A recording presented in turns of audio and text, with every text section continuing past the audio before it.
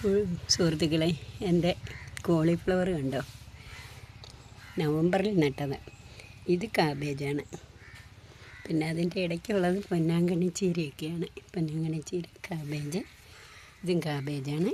ഇത് കോളിഫ്ലവറാണ്. ഏറ്റവും വളർന്ന് വലുതായത് അത് പൂവിടാൻ പോകുന്നതേ ഉള്ളൂ. ഇത് കാബേജാണ്. ഇതും കാബേജാണ്. ഇത് കോളിഫ്ലവറാണ്. നന്നായിട്ട് നിൽക്കുന്നൊരു പൂവാണ്. നവംബർ മാസത്തിലാണ് നട്ടത്. നവംബർ ലാസ്റ്റ്, ഡിസംബർ എന്ന് പറയാം, അതാ ശരി. ഇത് കാബേജാണ്.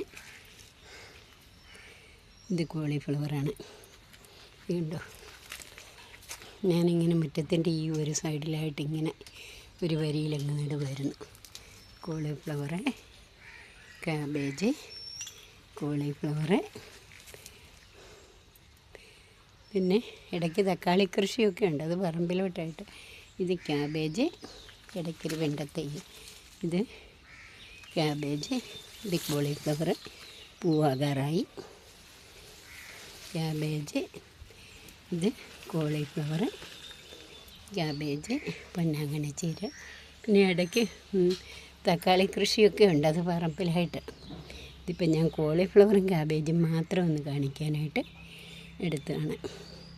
ഇഷ്ടമാകുന്നവർ എൻ്റെ വീഡിയോ ഒന്ന് എൻ്റെ ചാനലൊന്ന് സബ്സ്ക്രൈബ് ചെയ്യണം കേട്ടോ.